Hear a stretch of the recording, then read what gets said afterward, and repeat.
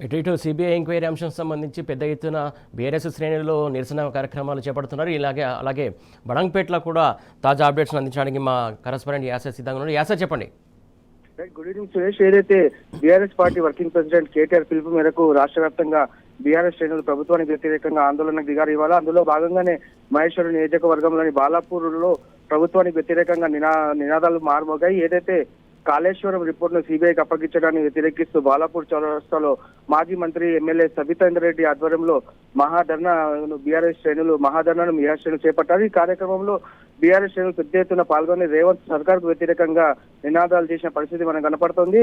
అనంతరం అక్కడే ఉన్న ఏదైతే ప్రభుత్వానికి వ్యతిరేకంగా నినాదాలు చేశారో అక్కడే ఉన్న జయశంకర్ సార్ విగ్రహానికి వినతి పత్రం అందజేశారు. అటు కాళేశ్వరం ప్రాజెక్టుకు సిబిఐకి ఇవ్వడంలో పెద్ద కుట్ర దాగి ఉందని మాజీ మంత్రి సబితా రెడ్డి తప్పుపట్టారు. రేవంత్ రెడ్డి పాలనను రాష్ట్రంలో గాలికి వదిలేసి కేవలం కక్ష రాజకీయాలకు పాల్పడుతున్నారని ఆమె తప్పుపడుతున్నారు. కాంగ్రెస్ పార్టీ అంటేనే రాష్ట్రంలో కక్ష సాధింపు చర్యలు కావచ్చు, కమిషన్లు కావచ్చు, కాలయాపన అని సబితా రెడ్డి అన్నారు. బీడు వారిన భూములకు నీళ్లు ఇచ్చింది కాళేశ్వరం ప్రాజెక్టు పై కాంగ్రెస్ పార్టీ ఇలా బద్నాం చేయడాన్ని ఆమె తీవ్ర స్థాయిలో మండిపడ్డారు. కమిషన్ల పేరుతో కేసీఆర్ పై బురద చెల్లే ప్రయత్నం కాంగ్రెస్ చేస్తుందని అన్నారు.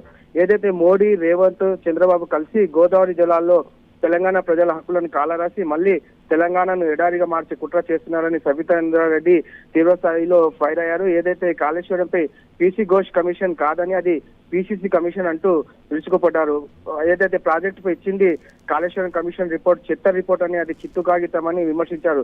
ఏదైతే తెలంగాణలో కేసీఆర్ ఆనవాలు లేకుండా చేద్దామని కాంగ్రెస్ పార్టీ ప్రయత్నాలు చేస్తుందని సబితా రెడ్డి ఓవైపు మండిపడ్డారు. ఓవైపు రాష్ట్రంలో యూరియా లేక రైతులు ఇబ్బందులు పడుతుంటే రేవంత్ రెడ్డి మాత్రం కక్ష రాజకీయాలు చేస్తున్నారని సబితా రెడ్డి తప్పుపెట్టారు. కాళేశ్వరం ప్రాజెక్టు రాష్ట్రాన్ని సస్యశ్యామలం చేసిన కేసీఆర్ పై ఇష్టం వచ్చినట్టు రిపోర్ట్ ఇచ్చే ఊరుకోబోమని రానున్న రోజుల్లో కాంగ్రెస్ కు ప్రజలు బుద్ధి చెప్తారని సబితా ఇంద్రారెడ్డి హెచ్చరించారు.